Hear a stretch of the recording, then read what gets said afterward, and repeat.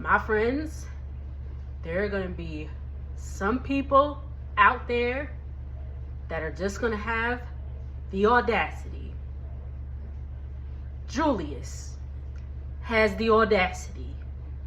The mother audacity. Let's go ahead and get into it.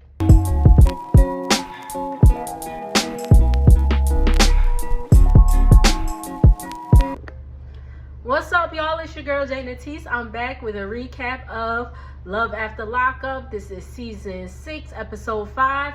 I'm sorry I did not get the name of this episode, but the episode should be named Audacity because Julius's beanpole looking self has the audacity.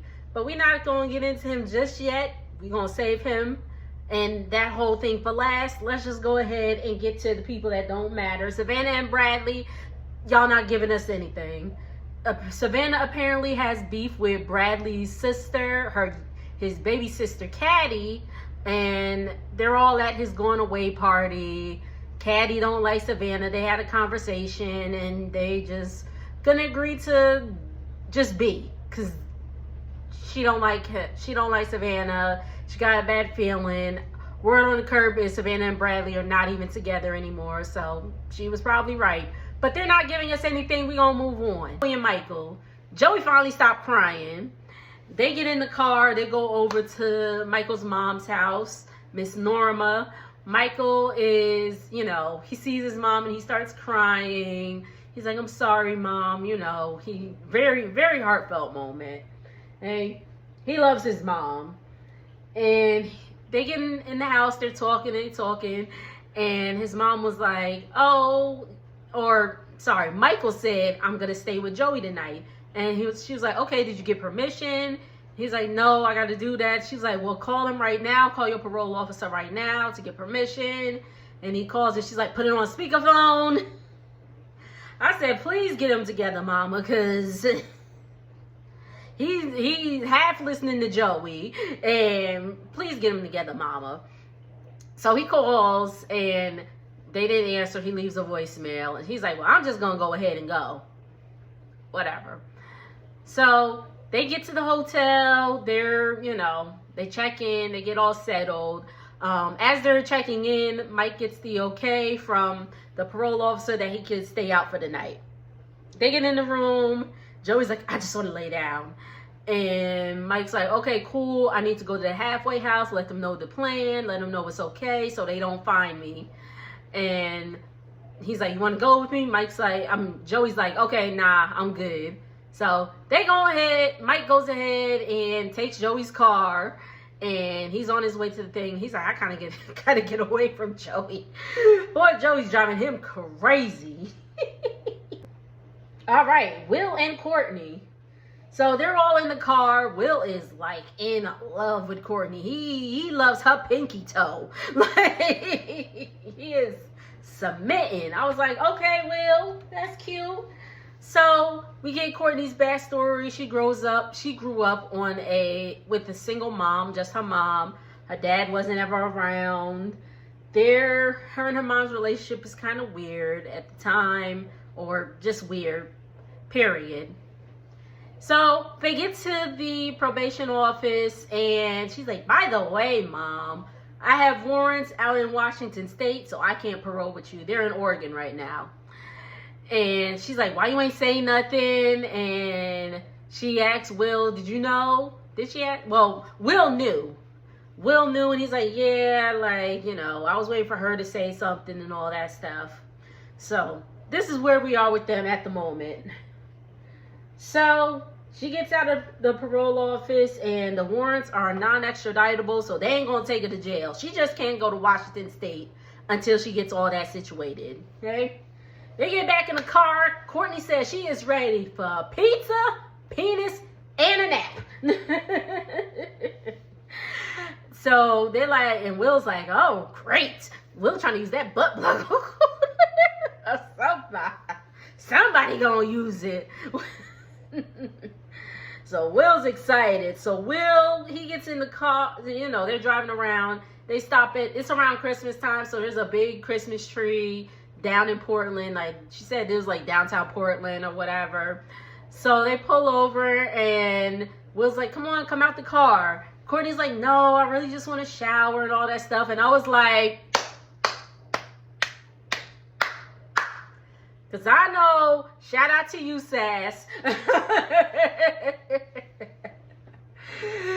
my homegirl Sass, she definitely be clocking when they you know, they get out of jail and they just get the bumping uglies because they don't be showering. So I was like, I know Sass is like, yes, somebody else wants to take a shower first before they get to getting. That's what's up. But whatever. They get out the car. It's raining, so she's already got an attitude, and he proposes. And she accepts.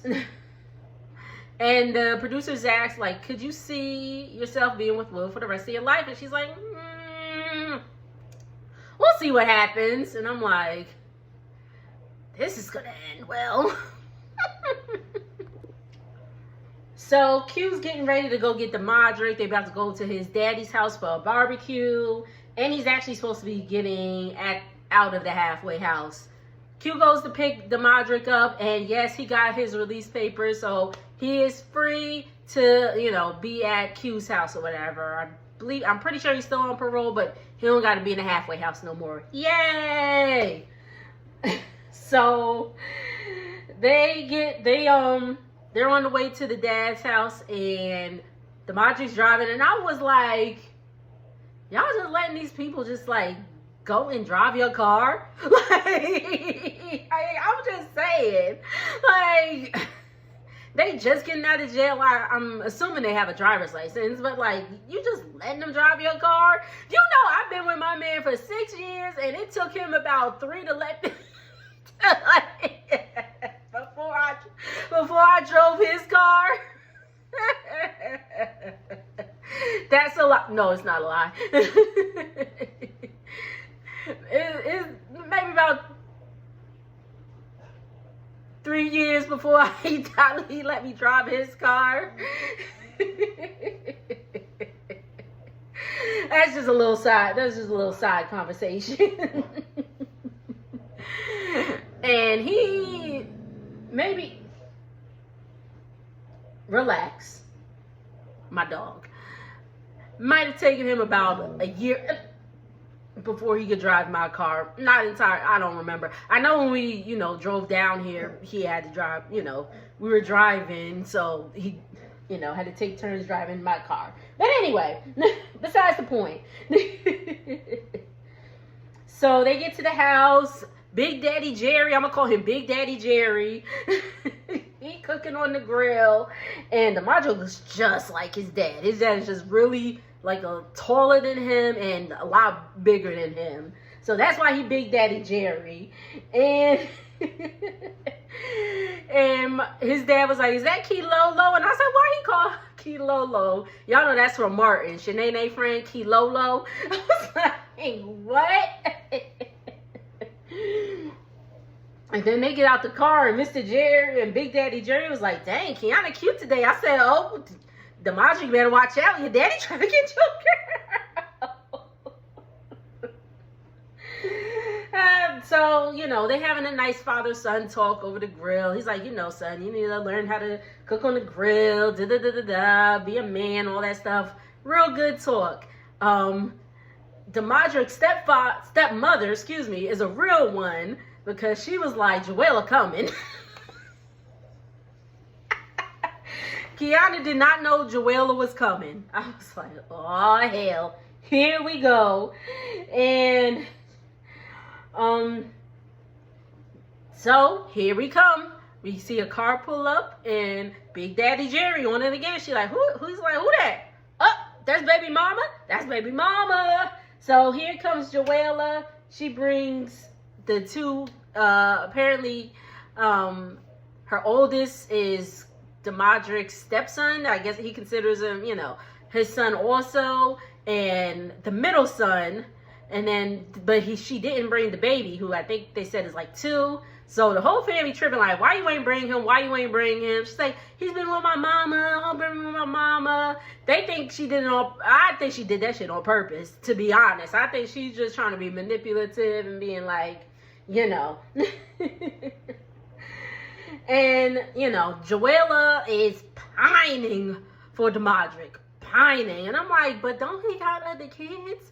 With other mother, I mean, I'm sure they probably don't want nothing to do with him, but I'm like, where the other kids? Because it said he had 6, but anyway.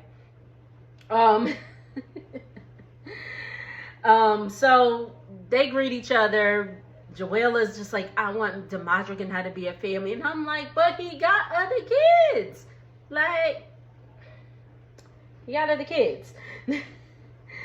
And Kiana is hot because she saw them hug. And she like, oh, what they doing hugging? What you doing touching my man? Because remember, Kiana and Joella do not get along. He done cheated on Kiana twice with Joella and produced 2 kids. And I'm just like, what are you doing with him? Like, what are you doing with him? He's still figuring it out. He just don't know who he want to be with. So I've been like, while you figure it out, you just leave me out of it. Especially y'all ain't got no kids together. Please. Is the D that good, Q? Is it that good? Anyway, so, you know, the day is progressing, but the tension is thick. You can cut the tension with a steak knife. And Demadric said, Q said, she gotta take a walk. It's too much. It's too much going on right now. And Q's like, Demadric's like, oh, she leaving? She leaving? Somebody, it was probably Joella, was like, let her leave. They said, let her leave. I was like, oh my goodness. But that's it with them. Let's move on. All right, this was a little spicy. This segment was a little spicy. Brooke and JK. So we pick up where we last left off. Brooke's still waiting at the parole office, and his mama was like, go in there and see what's taking so long. So she goes in and she turned right back around. She said it's too many people. And I was like, felt.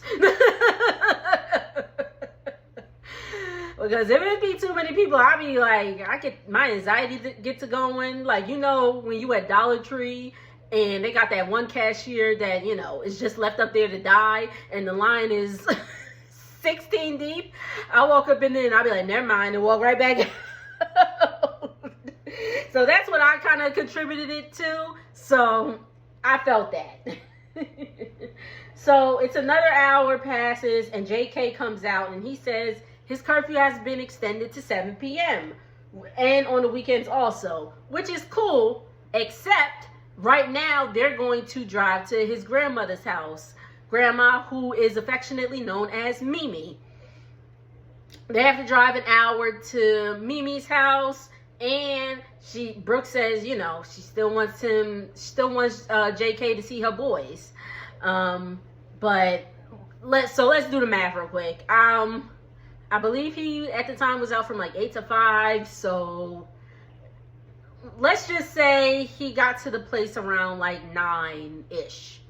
Something like that. Let's say he got to the place at 9 and he left and it was 12. So now he has to drive an hour to his grandmother, which is now 1 o'clock. So, you know, time, although they got 2 more hours, time is still slipping away. Time is slipping away from me. Okay, sorry y'all, my bad. But he, you know, he has to make another point to see his Mimi because Mimi is his last grandparent, and I totally get that. I only have one grandparent living, my mom's father, and he all the way in New Jersey, but, you know, so I get that, you know, but, you know, when I'm home, you know, have to make it a point to see him. Anyway, if he has time for me, because he be busy. Believe it or not, 87 or 88, my bad, he be busy. Anywho. All right, so they get to Mimi's house, and Mimi got a mobile home. I said, okay, Mimi. So she got like the mobile home, like still in the ground mobile home. I said, you know, just pick it up, put it on the truck, and go mobile home. Y'all feel me? Y'all feel me? Okay? So they get to the Mimi's house, and JK asks Brooke to stay outside so they could talk, because he wants to talk to Mimi alone at first. Brooke is kind of like, the hell? And it's also Mimi's birthday. Happy birthday, Mimi. But she agrees. And, you know, they're inside talking, and, you know, they talk to Brooke, and Brooke's like, you know, we just spent 3 hours at this place, and now I'm sitting outside. Gotta see my boys, gotta see my boys, gotta see my boys. And Mimi says she has an uneasy feeling about Brooke. This is what she told JK. And she said, well, what happened to Alex? That's JK's ex. And he's like, you know, Alex couldn't, you know, Alex was unfaithful. Alex was cheating. So, you know. And Brooke calls her mama while he's still inside. They talking, and she's like, you know, I'm about to lose it. Da da da da da. JK and Mimi finally come outside, and Mimi says she can kind of subconsciously read people, and she does not feel comfortable around Brooke. And I was just like, whoo, child. We about to see why in a minute.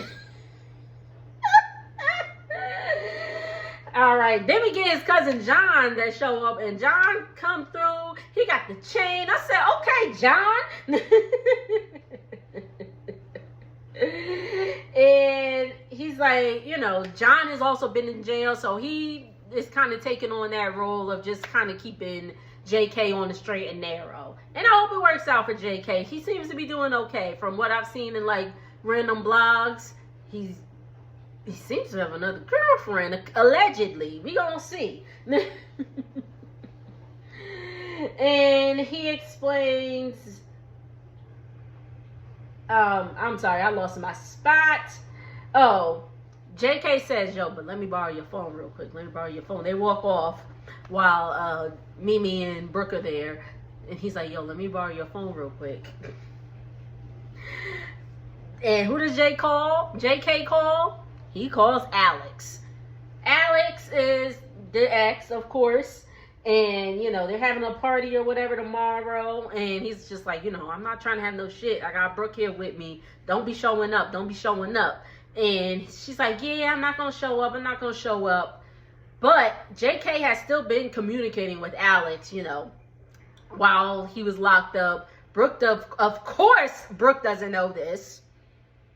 But they have been in communication, although he cheated on him. Right. Okay.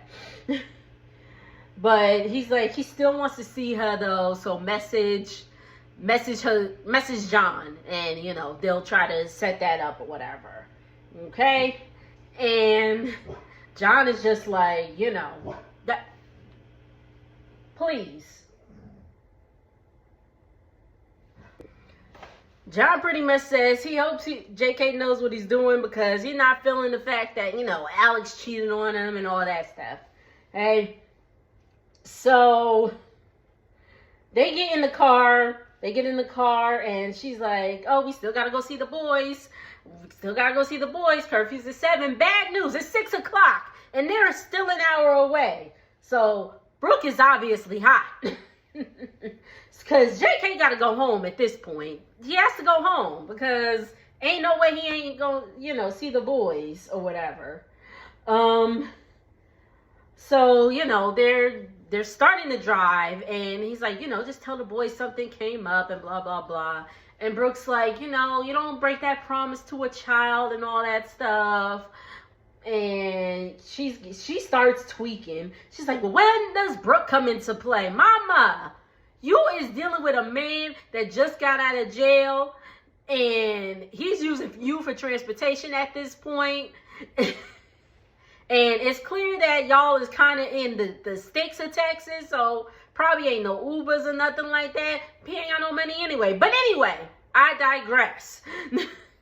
So, like, Brooke, I get where you're coming from, kind of, but at the same time, he got family and stuff he need to see too. But she's like, when does Brooke come into play? When do the boys come into play? And I'm like, JK, not them boys' daddy. Like, he's not their dad. Like, first of all, why? See, this is what I don't like. This is what I don't like. I do not have children. So, I don't have children. Maybe God willing one day. But I do not have children. So, I don't have to deal with, having, a baby daddy or like a baby daddy who's not there and trying to date around and all that stuff. So I don't know what, but I feel like for me, I would be like, if I was in that situation, like I would not let my kids around somebody I pretty much just met or whatever.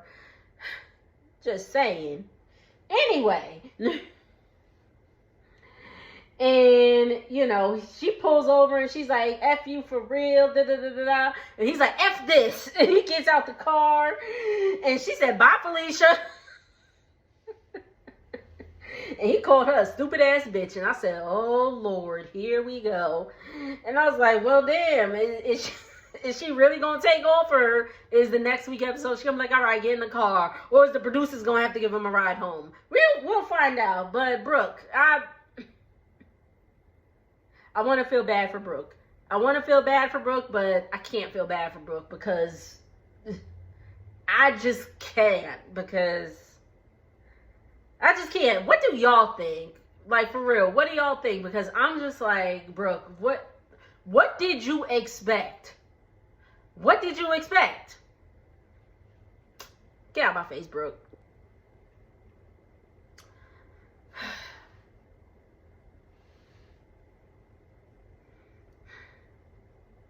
Julius, Ashley, and Alexis. We saw Alexis for like 1 second in this episode.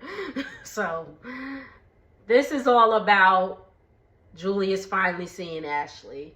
So, he knocks on the door, gets into the hotel, and she's like, oh my God, Julius! She all giddy, she about to cry and all that stuff, and I was like, oh my.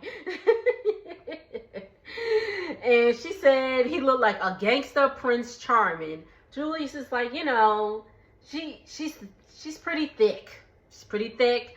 The picture she sent him, it was her, but obviously she gained some weight, which it happens. I too have gained weight. But he's like, her vibe is a little over the top. A little over the top for Julius's liking. Whatever. She said Julius is finer than Chris Brown. And I said, now you done went too far. You done went too damn far.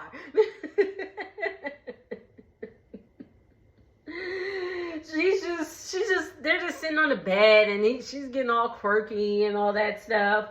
And she's like, Lord, the child, she done got so excited, her nose is running. She said, everything's leaking. I said, oh, not everything.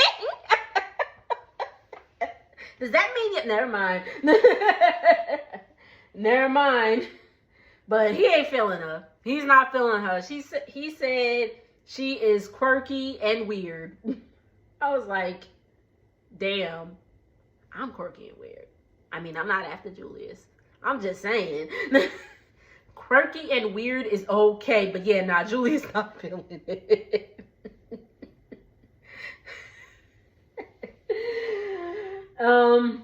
He said, but then this mofo got some audacity. He said, Alexis is up here and Ashley is down here. And I said, then that means you are below here, my sir. Let's get that together. Harsh as hell. Meanwhile, Alexis is calling him. Alexis is like, is he really with Tyler? Whatever. That's all we saw from Alexis. Okay. And then he's like, he's a vibe. And Ashley's like, yeah, well, let's vibe together.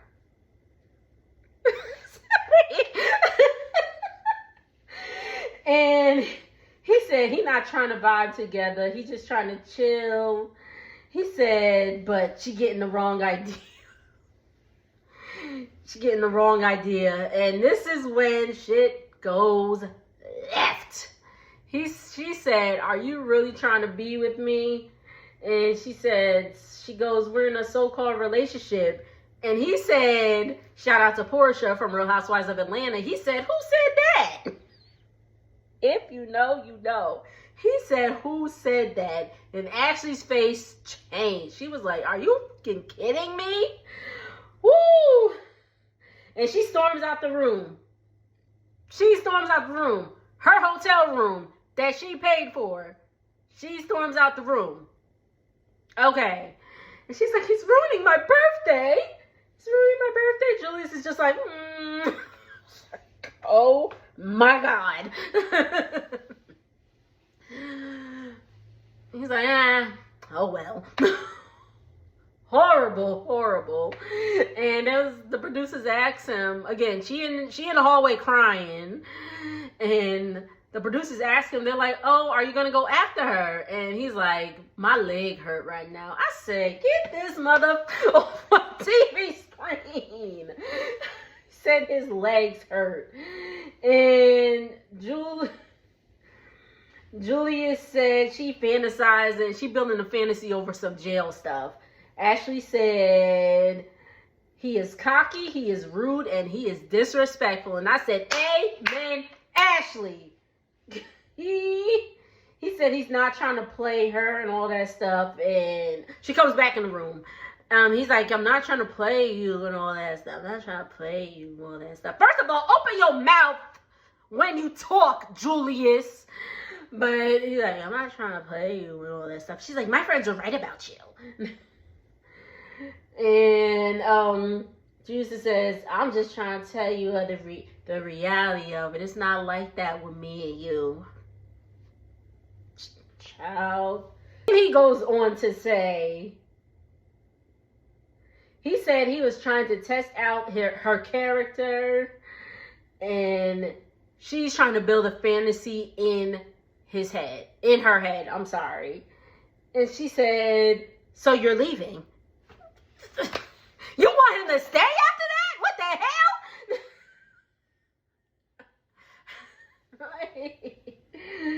And he's like, what you want me to, he said, what, you want me to leave? And you want me to sing happy birthday to you? And then she said, are you still staying the night? Again, you still want him to stay the night? After he pretty much said it's not like that? What y'all gonna do? What the hell? And he said, no, I'm not staying the night. In the confessional, Ashley pulls out all the receipts of him saying how he loves her and all that stuff. And, you know, they still get to talking. And he's like, what'd you do for me while I was locked up? And she said, not a damn thing. And I said, thank you, Jesus. At least she did not spend no money on him. Thank you, God. And he was like, exactly. You ain't never do nothing for me. And she said, well, what? She said, you ain't ever do anything for me. And then this mother right here said, I'm in jail. I'm the catch. What? I'm in jail. I'm the catch. How do those parts come together in a sentence? I'm the catch.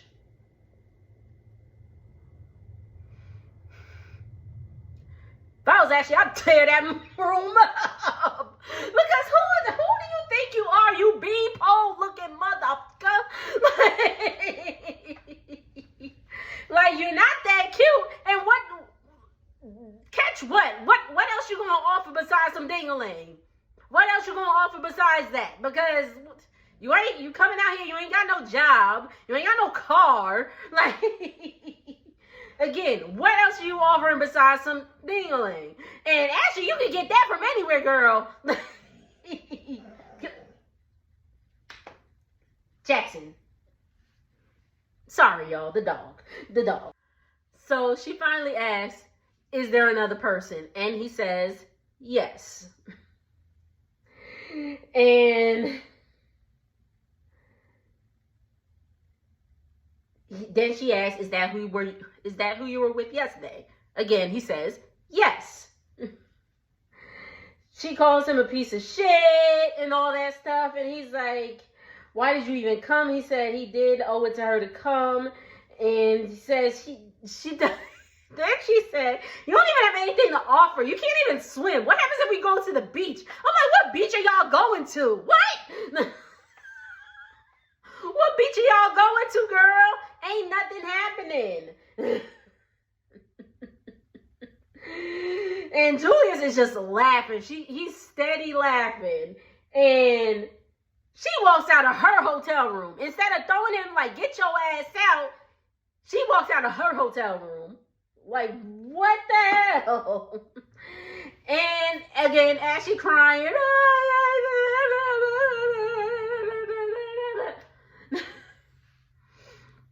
she's steady crying. And Julius said some real ish that I think everybody needs to take into consideration. He said, when you are in jail, it's all entertainment. Come here, y'all. What have we been telling these people for the past 6 seasons? More than half these couples, they just trying to pass the time. So while Julius is a beanpole looking mofo, he did spread the truth right there. I'm so mad he called himself the prize though. Like what kind of prize? What kind of prize? And if what they're saying is true, that allegedly Alexis is pregnant, girl, I pray for you. I pray for you. I pray for you. I pray for that baby. I just pray. That's it, y'all. So make sure to like, comment, and subscribe. I will see y'all on the next video. Let's talk, because this episode was a good one. I ain't even gonna hold you. This episode was good. So let's talk about it. What y'all think about Brooke and JK? They gonna give us, I think, was it you, Sass? If you're watching this, was it Sass that said that Brooke and JK gonna give us a time? She was right. They giving us a time. But anyway, Brooke and JK at the whole trio thingy, Q and the Modric. I don't know what else everybody else is gonna give. Like Savannah and Bradley, they probably ain't gonna give us too much more. Will and Courtney, they could go to. And sorry. And Joey and Michael, we already know that's about to crash and burn. But again, make sure to like, comment, and subscribe. I'll see y'all on the next video. Later.